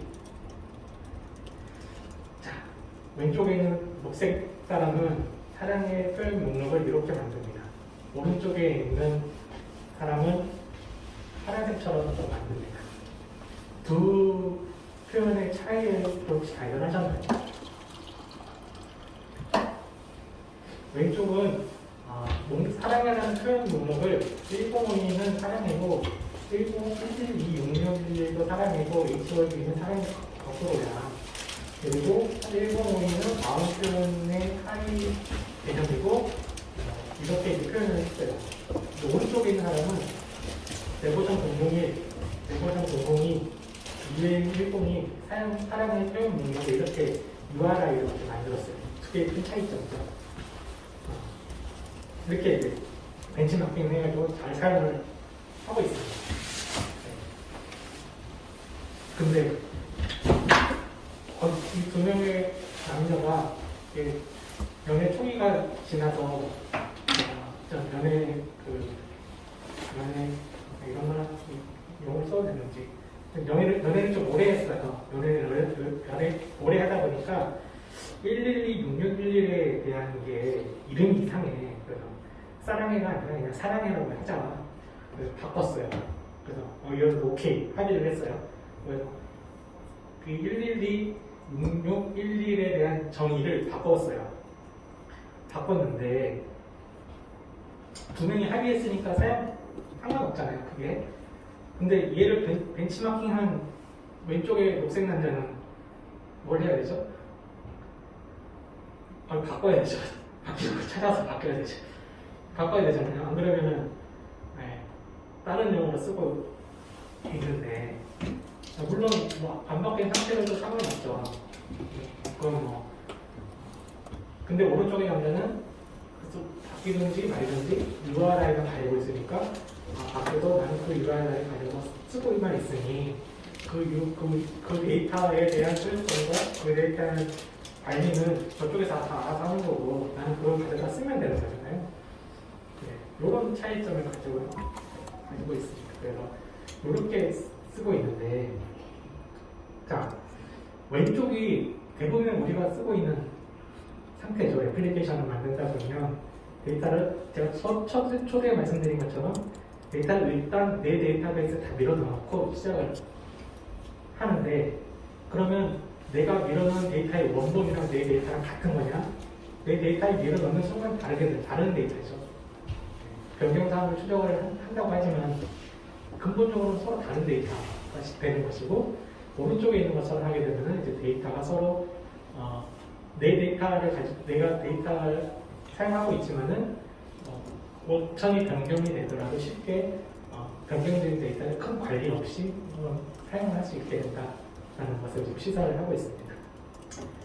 그래서 제가 처음에 말씀드린 것처럼 이제 데이터에 대한 접근 방법을 바꿔야 된다라고 말씀을 드렸는데 그 접근 방법이 지금 보시는 것처럼 데이터 그 자체로 데이터를 표현하게 되면은 데이터 자체를 표현한다는 건 데이터를 그냥 하나의 상품으로 보는 거죠. 데이터는 그냥 데이터 관리적인 측면에서 데이터를 쌓아놓고 시작하는 게 아니라 데이터를 하나의 상품으로 보고 상품을 다루는 것처럼 데이터를 우리가 사용하게 되면은 이런 관리적인 측면이나 이런 형상에 대한 측면이나 이런 것들이 되게 큰 관리 포인트가 많이 줄어들고 사용할 수 있게 된다. 그리고 이전에 보여드렸던 것처럼 정보교환 측면에서도 우리가 그 공포제이와 같은 표현 창의를 써가지고 데이터를 만들어서 교환을 하게 되면 그 의미적인 관계들이 충분히 해소가 될 수 있을 것이다 라고 이제 생각을 합니다. 그러면 우리는 무엇을 해야 할까요? 무엇을 해야 할까? 마지막이긴 한데 무엇을 해야 하냐면 계속 말씀드린 것처럼 이제 데이터에 대한 접근 방식을 좀 변화시켜야 된다. 그냥 단순히 데이터 관리 측면에서 데이터 레이아웃이나 데이터 레이아웃을 다 때려 넣고 시작하는 것이 아니라 지식 그래프와 같은 기술을 써가지고 데이터에 대한 접근 방식을 변화시키면 지식 그래프를 활용해서 변화시키면은 우리는 좀 더 유연한 정보 교환이라든지 데이터 공유, 그리고 데이터 관리가 더 잘 할 수 있을 것이다 라고 생각을 합니다. 그래서 이거와 비슷하게 이제 같은 건 아니지만은 이미 이런 측면으로 되게 많이 지금 흘러가고 있는 것 같아요. 2020년 되기 전부터 이제 데이터 페어 원칙 이런 것들이 발표되어서 데이터를 찾고 상호 교환하고 액세스하고 리유즈하고 뭐 이런 것들을 원칙을 세워가지고 우리는 사용을 하고 있고 그 이전에 리커 데이터 같은 경우는 데이터를 이제 서로 오픈해가지고 공유를 해서 사용하고자 하는 그런 움직임이 있고 지금 아까 처음에 그림 정표에서처럼 데이터 패브릭을 통해서 데이터를 서로 구조화시켜서 통합시켜서 사용하고자 이런 흐름들이 이미 이제 위에서부터 내려져 오고 있어요. 그거를 역행해서 올라간다는 건 쉽지 않은 것 같고 이미 흘러내리고 있는 그런 흐름에 따라서 우리는 앞으로 계속 가야 되지 않을까, 같이 흘러가야 되지 않을까라고 생각을 합니다. 네, 그래서 제가 오늘 준비한 내용은 이제 다 말씀을 드렸습니다. 혹시 질문 있으신가요?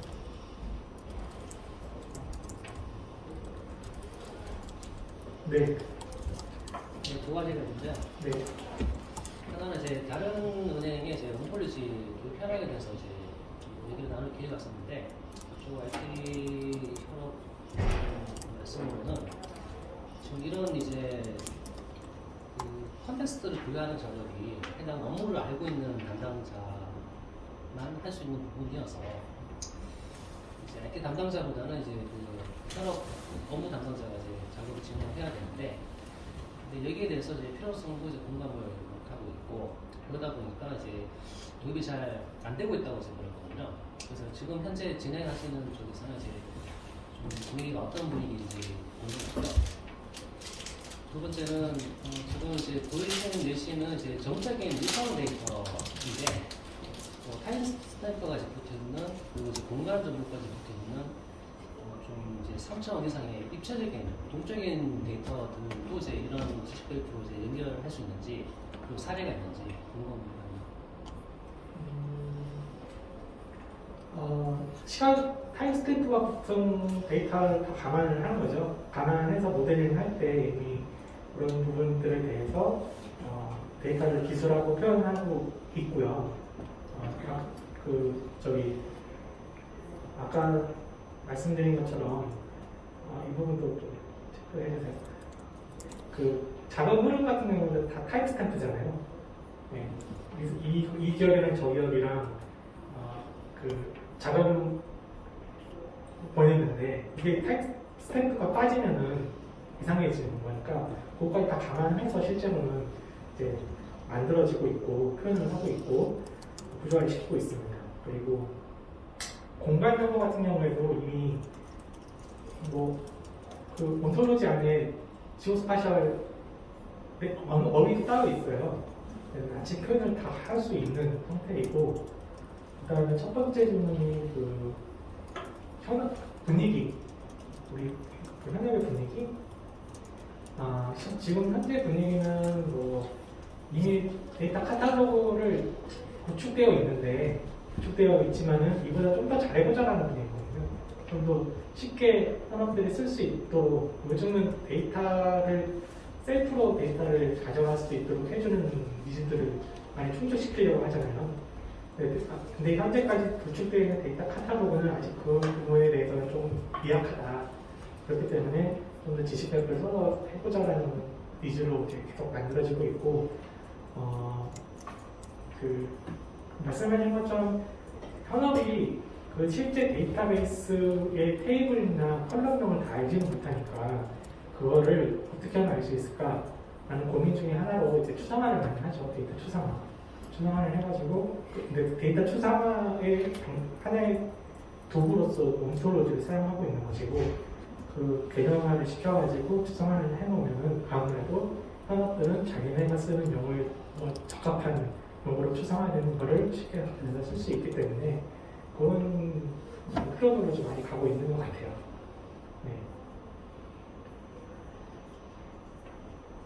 네. 온톨로지에 대해서 뭔가 알아가는 거예요. 네. 이거를 만약 제가 공부한다고 한다면 네. 어떻게 공부를 접근을 하고 로드맵은 혹시 어디서 확인할 수 있나요? 모던 웹이요? 로드맵. 모든 웹?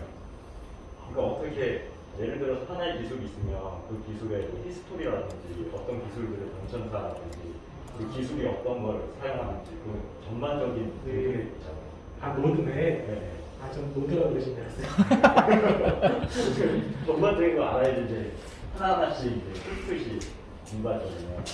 갑자기 관심이 가가지고 한번 공부해 볼까 생각을 해서 어떤 식으로 접근해요? 기술은 간단하게 말씀드리면 아까 말씀드렸던 RDF 스키마, 아울 이런 것들이 우선 자리 잡고 있고, 그다음에 그런 건데, 근데 이게 근데 저는 솔직히 전 처음부터 이 세계에 들어왔기 때문에 이 세계를 모르시는 분들이 뭐가 허들이고 어디서 막히는지 이런 거를 잘 감이 없어요. 저는 당연히 이걸 받아들였기 때문에. 그래서 제가 말씀드리면은 사람들이 제가 무슨 소리 하는 거야 이런 반응들이 많으시더라고요. 근데 되게 저로서는 되게 어려운 질문이에요. 그래서 근데 로드맵 같은 경우에는 많이 못 본 것 같아요. 많이 못 본 것 같고, 제 블로그에 간간히 올라오긴 하거든요. 네, 제 블로그에 보시면은 기술들에 대한 처음에는 기술자 관점으로 많이 쓰다가 기술적인 거 쓰는 게 알아보는 사람이 별로 없는 것 같아서 좀 개념적으로 많이 쓰기는 했는데, 기본 개념들에 대해서 좀 많이 설명을 해놓고 있고, 온톨로지라는 게 뭔지를 좀 역사라든지 이런 것들은 솔직히 도움도 많이 안 되긴 하는데, 그래도 우리가 대부분 기술을 접할 때 역사부터 시작하잖아요. 네, 그래서 그 역사라는 것들은 온톨로지가 뭔지, 그다음에 지식 표현이 뭔지 제 블로그에 지수해 놓은 것들이 있거든요. 그걸 좀 보시면 아마 좀 도움이 되실 것 같아요. 네, 감사합니다. 네. 아까 첫 번째 시간에 온톨로지를 기반으로 한 지식을 작업 과정에 대해서 잠깐 설명해 주셨는데, 혹시 그 부분을 조금만 더 상세하게 설명해 주실 수 있을까요? 어떤 부분을 좀 더 말씀해 드릴까요? 피플 전환이나 디스크 저장 프로그래밍들 그런 부분에 대한 말씀해 주시지 않은 부분들, 용어 설명 정도만 조금만 더 해주셔도. 요거 말씀하시는 거죠? 네. 말씀 안 드리는 게 뭐가 있을까요? 트리플이 정확히 뭘 의미하는지 트리플이요. 트리플. 아주 중요한 개념이긴 하죠. 트리플이라는 건 우리가 지식을 표현할 때 아까 그 의미망 말씀드렸잖아요. 의미망 기억하시죠? 노드와 노드 간의 관계, 노드랑 노드 서로 연결시켜서 하는 거. 출발하는 노드가 있고 도착하는 노드가 있잖아요. 그럼 출발하는 노드를 우리는 주어, 도착하는 노드를 목적어, 그다음에 이 링크를 수로라고 해요. 우리가 만드는 삼형식인가요? 첫 수는 영희를 좋아한다. 여기서 삼형식 맞나요? 모르겠네. 이 형식 아닌데, 모르겠습니다. 그건 문과가 아니어가지고. 근데 철수는 주어이고 영희를 목적어고 좋아한다는 수로잖아요. 그럼 트리플을 표현하게 되면 철수, 좋아한다, 영희 이렇게 표현을 할 수가 있어요. 그거를 요걸로 가져오게 되면은 제일 왼쪽에 있는 게 철수, 오른쪽에 영희, 중간에 링크가 좋아한다. 이렇게 표현을 하게 되는데 이걸 트리플이라고 해요. 트리플. 세 개가 쓰여졌다. SPO라고 하거든요. Subject, Predicate, Object. SPO라고 이제 표현을 하는데 이게 기본 표현 형식이에요. IDF의 기본 표현 형식. IDF는 그래서 요즘은 이제 쿼드러플을 많이 쓰기는 하는데 기본적으로는 트리플, 세 개, SPO를 이제 나타낼 때 그렇게 쓰고 있고요. 그래서 여기서 이제 요건 이해하셨죠? 분석해가지고 모델링을 한다. 모델링을 한다는 거는 이 데이터베이스나 XML이나 엑셀이 제이슨에 있는 데이터를 개념화시키는 작업이에요. 개념화. 우리가 데이터베이스에 있는 테이블도 하나의 릴레이션이기 때문에 이미 릴레이션 단위로 만들어져 있긴 하지만 그 안에 중요한 데이터가 뭔지를 분석을 해가지고 각 테이블 안에서도 어떠한 개념들을 추출을 해내서 그 개념 간의 관계를 이제 표현을 하게 되면 이제 온톨로지 모델이 만들어지거든요. 온톨로지라는 건 모델이라는 게 있고 인스턴스라는 게 있어요. 모델이라는 거는 구조, 스키마 이런 것들을 지칭하는 것이고 얘는 모델러가 개념화 시킨 거를 하나의 그냥 인포메이션 모델로서 만들어놓는 그런 과정의 결과물로 이제 모델이 만들어지는 것이고 그 다음에 이 모델을 가지고 실제 왼쪽에 있는 요 데이터베이스나 엑셀이나 이런 것들 실제 데이터를 이 모델에 맞춰가지고 그냥 단순히 트리플을 만드는 것이 아니라 이 모델러가 만든 모델에 맞춰가지고 데이터를 변환시키는 작업을 하거든요. 그 변환시키는 작업의 결과물로 만들어지는 게 트리플 형태의 인스턴스들이에요. 트리플. 아까 SPO라고 했잖아요. 모든 데이터는 동일한 형태를 가지고 SPO. 모든 데이터는 주어, 수로, 목적으로 다 표현이 되어지고 그런 것들이 이제 만들어지면 이제 우리는 온톨로지 인스턴스라고 해요. 개념, 모델 레벨이 있고 인스턴스 레벨이 있어요. 그런 것들을 이제 합쳐가지고 트리플 저장소에 넣게 되는 거예요. 이 트리플 저장소도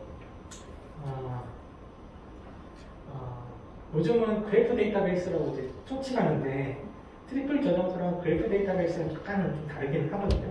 근데 그래프 형태의 데이터를 담는다는 입장에서 보면은 그냥 그래프 데이터베이스라고 해도 무방할 것 같아요. 그래서 트리플 데이터베이스, 트리플 스토어 아니면 그래프 데이터베이스에 담겨진다는 것이고 근데 이제 지금 다 여기 RDF라고 표현해 놓은 거 있잖아요. RDF. 이제 RDF 형태로 데이터를 기술하는 걸 의미하는 것이에요.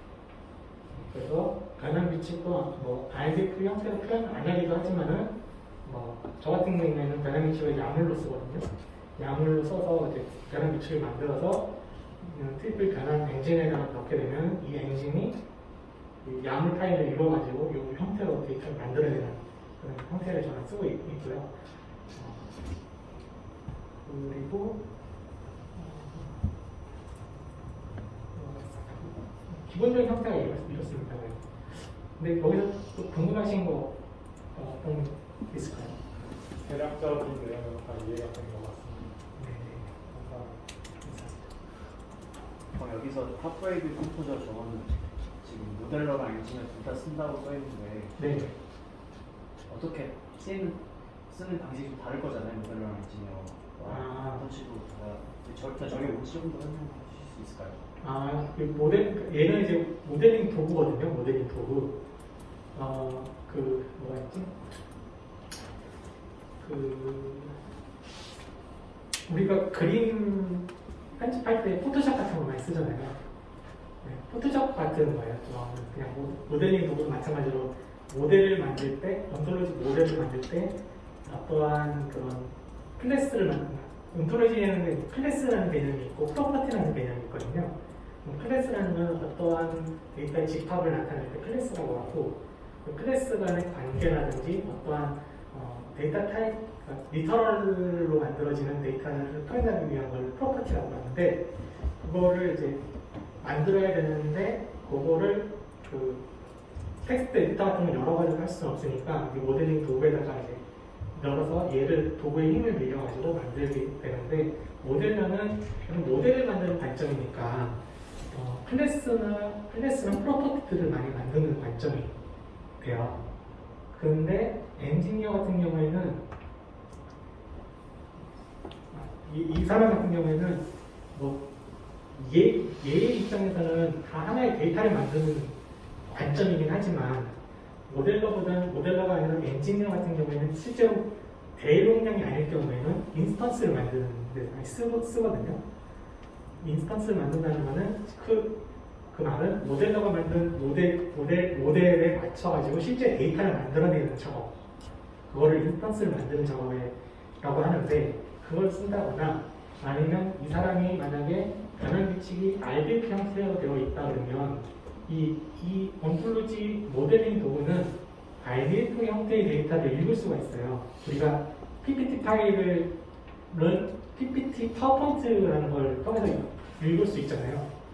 마찬가지로 RDF라고 형태의 파일은 이 탑브레이드 컴포저나 아니면 프로테저 같은 온톨로지 모델링 도구를 통해서 읽을 수가 있는데, 그걸 읽어서 얘를 사용하는 거죠. 그래서 얘 같은 경우에는 변환 규칙에 만약에 RDF 형태가 되어 있다 그러면 이 도구를 통해서 제 변환 규칙을 넣어서 변환 규칙을 편집하는 데 써요. 그렇게 약간 용도가 차이가 있습니다. 근데 이게 정석은 그러니까 정답은 아니어가지고 이걸 굳이 사용 안 하고 그냥 각자 편하시는 방법을 많이 쓰기도 해요. 저 같은 경우에는 예전에는 변환 규칙을 RDF 형태로 만들었다가 요즘은 그냥 다시 만들어서 야물 파일로 쓰고 형태이게 하고요. 그 모델러가 어떠한 저기 말씀하신 클래스들을 설계할 때 저 데이터들을 일일이 다 하나씩 손으로 보면서 일일이 다 그걸 만들어야 되는 건가요? 데이터를 일일이 하나씩 보면서 이게 있으면 좋겠다, 상위 기능 이거다를 일일이 혼자 다 정의를 해야 되는 건지, 아니면 그러한 룰이 제너럴하게 있는 건지, 툴이 있는 건지. 네, 툴이라기보다는 온톨로지도 이제 상위 레벨 온톨로지가 있고, 우리는 이제 어퍼 온톨로지라고 그러고, 그 밑에 이제 제네럴 온톨로지, 아니면 도메인 온톨로지 이런 것들이 있거든요. 애플 체인 밑에는 애플리케이션 온톨로지. 근데 이 모델러 하는 사람이 모델링을 할 때 그냥 맨땅에서 헤딩하는 것처럼 일일이 다 만드는 경우가 있고, 아니면 어퍼 온톨로지 같은 일반적으로 모든 도메인에서 사용할 수 있는 그런 온톨로지를 가져와서 거기서 이렇게 바닥을 쌓아놓고 거기서 시작하는 경우도 있고 그래요. 그런데 이 모델링이라고 하는 작업이 자동으로 하기 위해서 많은 연구들이 또 있긴 있었지만은, 그래도 그냥 베이직하게 내 머릿속에 있는 걸 표현을 해야 되니까 한 땀 한 땀 이렇게 만들어 나가는 작업을 더 많이 하죠. 그래서 개념화를 시킨다고 했잖아요. 그 개념화가 누가 만들어주는 게 아니라 모델러가 가지고 있는 사상, 혹은 내가 보고 있는 대상이 되는 데이터베이스에 혹은 데이터에 속해져 있는 그 안에 내포되어 있는 개념들을 만드는 작업이기 때문에 누군가가 대신 할 수는 없고 거의 대부분 모델러가 대부분 하는 형태예요. 네, 이 의뢰 도서관 예시 보면서 네. 은행에서 가장 생각났던 예시는 챗봇 예시가 비슷하다고 생각이 드는데요. 그럼 그 은행 입장에서는 그 도서관을 구축해가야지 챗봇이라는 중간 에이전트가 조회를 해서 사용자한테 의도를 받고 답변을 주는 거잖아요. 그러면 챗봇이 조회할 만한 도서관을 만든다면 지금 앞에서 말씀 주신 그 도메인 이것도 있고 라벨 정말 모델러가 라벨링을 하면서 본인의 사상을 놓고 하는데 지도해야 되는 이슈나 의견이나 관련해서 네. 그래서 물론 지식 베이스에 갖춰져 있는 데이터에 대해 걸 가지고 퀘스천 앤 앤서링을 하기 시도를 하고 있지만 챗봇도 그 중에 하나죠. 그런데 맞습니다. 그 챗봇을 제 서비스를 잘 하려고 그러면 지식 베이스 같은 건 잘 만들어져야 되는 게 맞고 그런 뭐 이론적으로 맞는데 아직 챗봇 자체가 제 생각에는 성공한 케이스가 많이 있다고 생각을 해요. 네, 있는 뿐만 아니라 대부분의 우리가 보고 있는 대부분의 챗봇은 그냥 그 대화형 FAQ가 대부분이잖아요. 아닌 케이스라면 죄송합니다. 네. 제가 본 것은 다 대부분 그렇더라고요. 그래서 그런 실제로는 뭐 그런 케이스가 있고 두 번째 문제는 퀘스천 앤서링을 하기 위해서 지식 베이스를 써가지고 많이 한다고 하는데 자연어를 파퓰러 같은 질의 언어로 처리하는 게 되게 어렵죠. 그렇기 때문에 성공한 케이스가 많이 없다라고 생각을 하고 그러다 보니까 대부분 패턴에 입각해가서 패턴 형태로 그냥 어떤 질문이 들어오면 패턴을 끄집어내면 그냥 패턴 매칭시켜가지고 대답을 주는 케이스가 대부분인 것 같아요. 네, 그래서 그런 형태인 것 같고 그 다음에 모델러가 주의해야 할 점은 되게 많죠. 네. 우선은 저 모델에서 실제로 모델러라는 사람은 저 혼자 작업을 하진 않아요. 왜냐면 그 도메인 전문가가 아니기 때문에 도메인에 대한 잘 알아야지만 실제 데이터를 볼 수가 있고 숨겨진 의미를 찾을 수가 있고 그렇기 때문에 실제 모델링하는 작업에서는 전문가, 그다음에 서비스 전문가가 필요하거든요. 서비스 기획장 이런 사람들. 왜냐하면 내가 아무리 데이터를 잘 모델링을 해서 데이터를 잘 만들어놨는데 서비스를 하는 입장에서는 이 데이터는 쓸모없어 하는 경우가 많거든요. 그러면 이 서비스를 하는 사람에서 정말 필요한 데이터가 뭐냐, 이 도메인에서 정말 이 도메인에 맞는 데이터가 뭐냐, 이 개념이 뭐냐 라는 것, 그 다음에 모델을 하는 사람은 메소드를 아는 사람이 어떻게 표현할 것이냐, 이게 어떻게 기술할 것이냐에 대한 세 파트가 이제 합쳐져가지고 모델을 해야 되거든요. 근데 대부분 이거는 뭐 교과서적인 내용으로 실제 우리가 산업에 들어가게 되면은 이 세 가지 사람이 모이기가 힘들죠. 그래서 대부분 이제 누군가가 해야 되는데 누군가가 이렇게 혼자 하다 보니까 되게 어긋나는 경우가 많게 되는 케이스도 있고 주의할 점은 정말 그런 파트가 없으면 정말 그 모델링 하는 사람이 도메인이나 서비스에서 정말 열심히 그 니즈를 파악하고 해야지 정말 잘 만들어지는 모델이 만들어지는 것이고 그 다음에 되게 모델을 만들 때 알기도 마찬가지겠지만 되게 그 선이 있잖아요. 되게 아주 깊게 그 파고 들어가는 거 할 것이냐 아니면 좀 제너럴하게 할 것이냐 이 선을 잘 맞추는 게 중요한 것 같더라고요. 너무 깊게 파고 들어가면 거기서밖에 못 쓰는 모델이 만들어지거든요. 그러면 다른 데서 좀 쓰려고 그러면 다시 핸들링 해야 되고 만들어야 되는 그런 케이스들이 발생하기 때문에 그 선을 어떻게 유지할 것이냐 라는 문제들이 발생하게 되는데 이런 것들을 대부분 기술이 그렇겠지만 노하우가 쌓여야지만 터득이 되는 거라서 누군가 알려주더라도 이렇게 어렵더라고요. 좀 더 깊게 얘기를 좀 할 수도 있는데 뭐 하나의 그 개념을 끄집어낼 때 이 개념을 어떻게 파악할 거냐. 개랑 강아지가 있는데 개랑 강아지 같은 거죠. 개랑 고양이가 있는데 얘를 어떤 분류에서 넣을 것이냐. 이 고민부터가 시작이 됐어요. 네, 어떤 사람은 그냥 포유류하고만 묶어버리는 사람이 있고, 아니면 얘는 애완동물이라고 묶는 사람이 있고, 아니면 계란을 그냥 따로 그냥 버버리는 사람도 있고, 이런 케이스들이 되게 많아요. 그렇기 때문에 그런 것들은 좀 노하우가 쌓이면서 점차적으로 발전해 나가는 상태인 것 같습니다. 시간 관계상 저희가 4시부터 또 다른 회의가 있어가지고 오늘 세미나는 그걸 마쳐야 될 것 같고요. 끝까지 마지막에 계신 분도 많으시고 갑자기 많이 크셨네. 근데 저희 대부분 마스터 빼고 우리 네, 선물 되게 세 분만 대부분 마스터분 빼시면 저 3번밖에 없는데. 그렇죠. 죄송합니다. 죄송해요. 다 있으신 거라서 저희 선물 질문하고 참여해 주신 분한테 선물 드리고 오늘 세미나 이걸로 마치도록 하겠습니다. 여러분 감사합니다.